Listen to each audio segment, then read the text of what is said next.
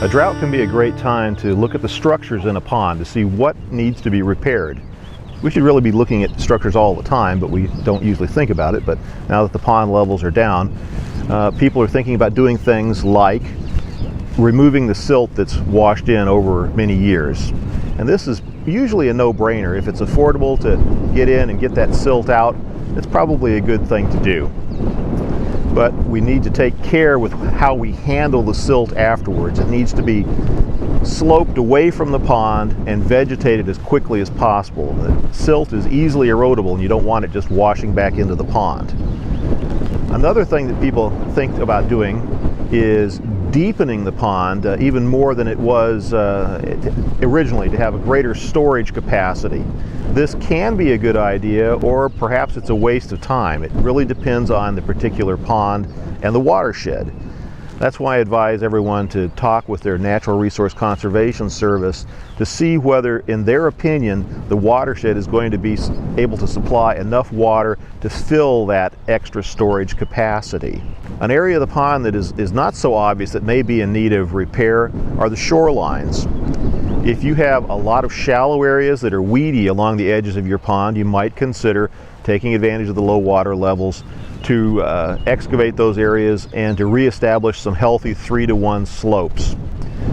It's oftentimes the case that a pond will, over time, just gradually will slump due to the effects of gravity, and it's a normal maintenance procedure to go in there and reshape those shorelines. Another area to think about is the effects of cattle on your pond. If you have a lot of livestock traffic in and out of the pond all day, that is almost always going to shallow out the areas, and you might give some consideration to possibly fencing the pond to reduce or totally eliminate cattle access to the pond. Now, I realize that most of our ponds were built to water cattle, so I'm not saying something that's too crazy here. What I'm suggesting is that there are a couple of options for watering the cattle if you're going to fence your pond. One is to leave an access point where the cattle can get in and out just at one point. Another approach is to totally fence the pond and install a freeze-proof watering trough below the dam.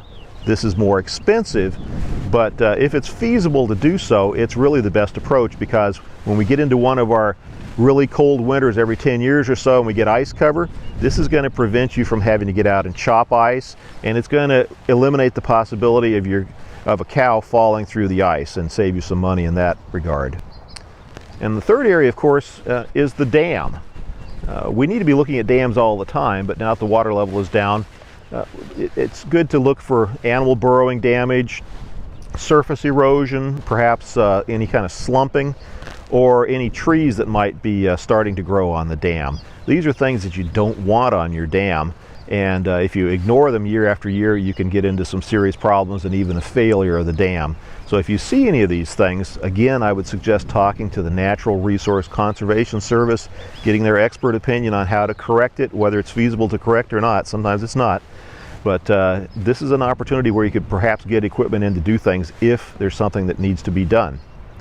If you do these three things, I think you'll end up with a pond that's better than you had before the drought.